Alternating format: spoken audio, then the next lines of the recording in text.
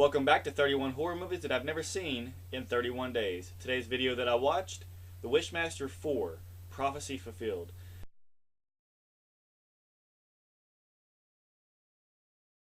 Now this one, I actually thought this was very creative. It's a low budget sequel like Part 3 was, but I think the story was written a lot better, and it was a lot better made movie than what the third one was. And I actually kind of wish that funny that I said that. I wish that Part 4 came at the time that Part 3 came out instead, because I think that people saw Part 3 and realized how crappy that movie was, and therefore they wasn't interested in a Part 4, so the franchise pretty much failed. Now, if Part 4 would have came first with that story and the way that one was made, I think people would have took an interest into the franchise, and there could have been at least a couple more direct-to-video sequels instead of just dying out after Part 4. But this one was very creative. It followed a girl named Lisa, who was very in love with her boyfriend at the time named Sam. And you learn at the very beginning of it that Sam gets very injured in a motorcycle accident, and he is unable to walk. And they are in a settlement with a company for, I guess he was hit by a car, and they were suing, and they couldn't get the settlement to go through. And that's when Lisa goes to visit her lawyer all the time, and Sam gets kind of frustrated. You can see that Sam is very, very angered at the situation. He doesn't want to be alive anymore. Well, the Jinn comes to Lisa through the little red crystal throughout the series, and he takes the form of her lawyer, and he grants her 3 wishes.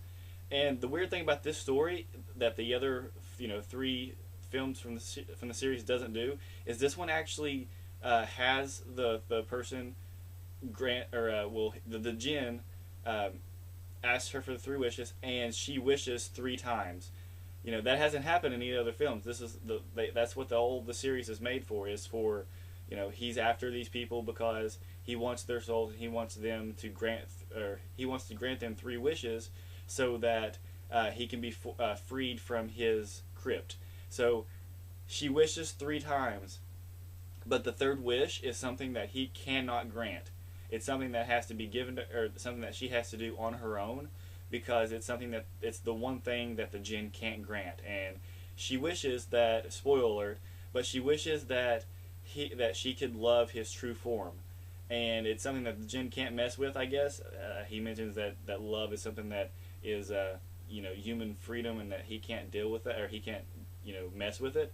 So love has her loving him in his true form would have to be something that she does herself, and so he has to wait until she truly loves him before he can say your wish is granted, and he gets her soul, and that he's released from the crypt. So pretty much this happens within the first 30 minutes of the film, and the rest of the movie is him going around trying to find ways to make this woman love him, and without revealing who his true form is. So he has to try to trick her into pretending that she loves his true form, even though that she's never seen his true form.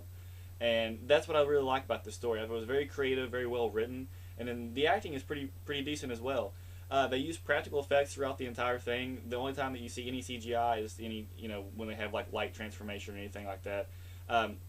So I actually, if you like the Wishmaster films, then I definitely recommend this one. If you like the first 2, definitely recommend this one. It's a lot better than Part 3 ever was, and in my opinion, it should have been the 3rd one in the series. So definitely check out Wishmaster 4, Prophecy Fulfilled, if you like the other Wishmaster films. Thank you guys for watching 31 horror movies that I've never seen in 31 days.